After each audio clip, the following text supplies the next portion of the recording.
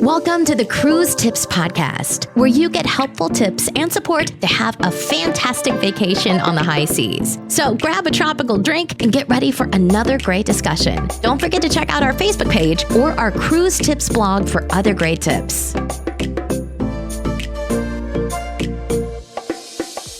Hi, this is Tanya. And Sienna. And this is Cruise Tips Podcast. And as you may notice, we are not on a cruise ship right now. We did a podcast last week saying that we were going to be jumping on the Symphony of the Seas for our week-long cruise. And today is Wednesday, not Saturday. Today is after the cruise. The 18th. And we did not get on that cruise because as we were driving down halfway to Miami, we were in Port Charlotte, and luckily I was monitoring social media. And someone posted a press release that said that no more ships were going out after 5 o'clock that day. No, it was midnight that night. Midnight, okay. So we were supposed to be on the one the next day, obviously past midnight. We pulled into a Dunkin' Donuts parking lot. Sat there for about an hour. Sat on hold for an hour with Royal Caribbean and did get finally someone on the phone who confirmed that they were not going to be sending any ships out. After I had gotten someone on Instagram, yeah, because I contacted them on Twitter, Instagram, and Facebook messaging to see if anyone would contact me. They finally got back to me on Twitter or Instagram, one of the two. And then a little while, about 15 minutes later, someone picked up the phone while we were on hold. We didn't get the official email that they were canceling till about 8:30, 9 o'clock that night, which, you know, at that point we turned around and spent a couple hours driving back home, and because we knew it was canceled, so there was no use using the hotel we had gotten in Miami or the parking, and still to this day don't know if we're going to get refunded for that, if travel insurance will cover it or if travel insurance will refund us. We were given the option by Royal Caribbean, not that night, but later on, to either get a full refund or get $125 credit back. Percent back, sorry. Not dollar. That'd be nothing. 125% back. However, there's a lot of fine print with that and caveats, so we've just chosen to get the cash and then hopefully rebook at another time. Once we know a little bit more of what's going on, because a couple of days prior to even leaving, we were told that Monday, people over 70 were going to need a doctor's note, and that diabetics and people chronically ill, which fall into both of our categories, would not be able to cruise. We thought we were safe by going out on Saturday before that Monday. But now we're fearful to rebook because we don't know what the policy is going to be. And why put down that deposit until we get an official confirmation? It was very interesting talking to the guy on the phone because he's like, what do you mean there's a policy diabetics can't cruise? And I was like, I don't know, you all sent it out a couple days ago, you tell me. Yeah, so there's a lot of stuff going. We've been, if you go to the Cruise Tips Facebook page, I've been posting out some information by a guy named Chris who is on the Oasis of the Seas, and he's doing a 30-day vlog about what he's doing on the ship while they're sitting out in the middle of the Bahamas in the ocean doing absolutely nothing. So he's been talking about that a little bit and how the staff is doing.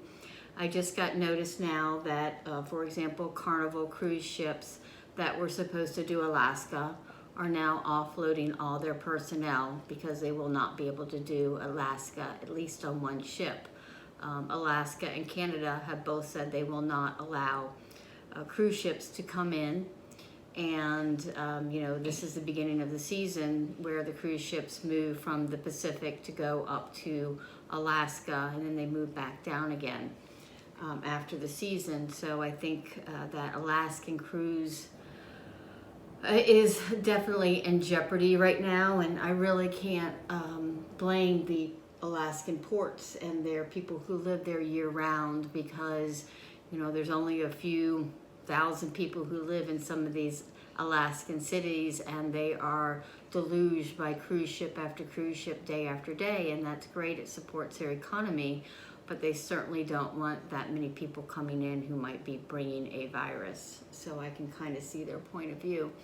I haven't kept up with that too much, but if you do have an Alaskan cruise, I would follow along closely. So yes, we're very disappointed we did not go out on a cruise. That's one of the reasons why it took so many days. The first 2 days we had to go through shell shock and disappointment. And lots of tears. And then we had to go to unpack everything again. Unpack. And then we celebrated my birthday, which we did have fun. We had family over, that was it, just small family gathering. And we've learned to make blueberry mojitos. Hers is virgin, by the way. You could have said nothing. They could think I'm over 21. Right, yeah, they're not over 21. I think I mentioned on the first one, you're not even 18 yet. So anyway, but you know, we're doing the best we can with it. We have been quote unquote self-quarantined for a couple days. Now we've been taking trips out to the grocery store to get stocked up. Or Redbox. Yeah, because when you're planning for a cruise, you don't put fresh foods or vegetables or milk in your house because you think you're going to be gone for a week. So coming back, we had to literally stock up again. But we got that done without too much problems. We live here in Florida. And honestly, you know, we're better than most. She's been homeschooled most of her life. We're not talking a major readjustment there. My school is shut down till mid-April at this point, but my friends and I are betting we don't go back at all. Yeah, so there's that possibility. You know, honestly, I live in a house with an indoor pool and a tiki bar. I will survive. The liquor stores in Florida have not yet shut down like Pennsylvania. I did make 2 trips yesterday just to make sure that it was sufficiently stocked up. We're going to need more blackberries if you want to continue making these. I can make a coconut one next. They're pretty good. So anyway, we're doing good. We are looking forward to our next cruise. We certainly are not going to give up the Cruise Tips blog. We're going to be working on this at least weekly. I know there might not be a lot of updates that we're going to have or even tips, but we're going to keep trying to make the packing list. And I'm on a lot of Facebook groups with other cruisers for different cruise lines. And, you know, everybody's just waiting for it to turn around. Everything's cyclical. One day we will be cruising again. Is it going to be mid-April like they initially said? Maybe, maybe not. As of Is right it going now, to be May? Who knows? July? Who knows? I mean, honestly, guys, we can't, you know, predict this. Royal Caribbean stocks are down to $22 a share, down from $113. When they dip below 20, I will be buying 100 shares. I don't know if anybody knows, but you do get onboard credits if you are a shareholder of Royal Caribbean. Same with Carnival. You can do the same thing if you own 100 shares. So that might be the time if you really believe in the cruise industry and think it's going to come back. I mean, here's the thing. People are going to be quarantined in their houses for 30, 60, 90, 120 days. At one point, the economy will recover. At a certain point, these people will need a vacation, okay? Her included. I already need one. I needed one this week. But need a vacation. And so if that's the case, you need to be on vacation. Cruises are a good option.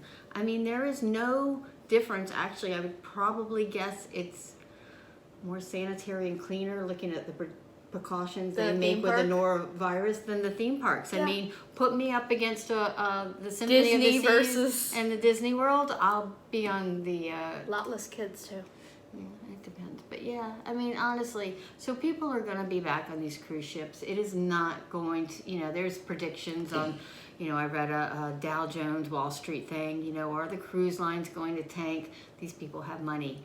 And honestly, one of the reasons, this is a tip, okay, I got a cruise tip. One of the reasons I would prefer to invest in Royal Caribbean over Carnival is the fact that Royal Caribbean is building out an island, not Coco Key, another island resort that will be a place where you can stay and vacation right there at the resort island. And the thing is, these people know how to build islands. If you've ever been to Coco Key, it is nice. You stick a hotel right there, I'm there. So if they're building out their own, that's going to be part of their network, but not necessarily part of a cruise line. This is more of a hotel complex they're coming up with. I mean, they're expanding and looking at what vacationers need. So it might be something like that someday that we go to. As of right now, our next cruise is September.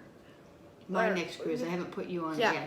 yet. They were going to go on one without me. My parents were going to go on one without me and leave me alone with my grandmothers. But now we'll take But her now since they'll she take didn't me to go. make up for it. So we actually will be on the Navigator of the Seas. It's around September 14th. We're going to do a group cruise, and we're doing it back-to-back. So we booked a 3-day, and then we booked a 4-day. Oh no, it was backwards. We booked a 4-day, and then we booked a 3-day. I thought it was 4 than 3. So we did a Monday through Friday, and you could come during the middle of the week. And then almost for the same price, we booked a Friday through Monday, so you could just come for the weekend, or you can be like us and do a back-to-back. So we're going to be back on cruises, and I think September is probably, hopefully, safe. If I can jump on one before then, goodness knows I will let you all know, and I will be there. But if not, I think it's you know, over the summer, and you know, I've heard different theories about different stuff. This will be gone when the heat and humidity That come. or it will spike. But we already have heat and humidity here in Florida, and it's still here. So anyway, we are not on the Symphony. We are very sorry, but we will keep doing cruise tips. We will keep you informed. And We have stories about other cruises that we've been on. Yeah, we'll keep you up to date. We'll keep giving you tips and packing ideas and things to do and stuff you should do in Nassau and what you should avoid in Nassau. That one will be coming. We've been to Nassau enough. We can certainly do that one. And Cozumel. And Cozumel. There's certain places we just, you know, at some point you're like, okay, either we get off the ship for this or we just stay on the ship. So We weren't going to get off the ship at Cozumel. If we went on the one, we weren't going to get off. Anyway, we're going to give you those kinds of tips over the next few weeks just to keep you motivated. So I hope that you will follow us on Facebook with Cruise Tips. Follow her on Cruise Tips blog on Instagram. And, you know, follow us on Cruise Tips podcast, like our podcast. And we have one more. Oh, Cruise Tips blog. No. We also have a Twitter. Well, you better do something with the Twitter because I'm not sure if I'm doing Twitter. I'll do something with the Twitter. Okay, she's got Twitter. All right, I'll do Facebook group, the blog, and the I've podcast. got Twitter and She's got Twitter Instagram. and Instagram. We're So good. you don't know. Okay. So, Should we add Snapchat on there too? no, I can't figure that out. All right, so you all have a wonderful week. Everybody stay safe in their homes, and just look forward to the day when this insanity passes and we can get back to our cruising. Thanks. Have a wonderful day. Bye.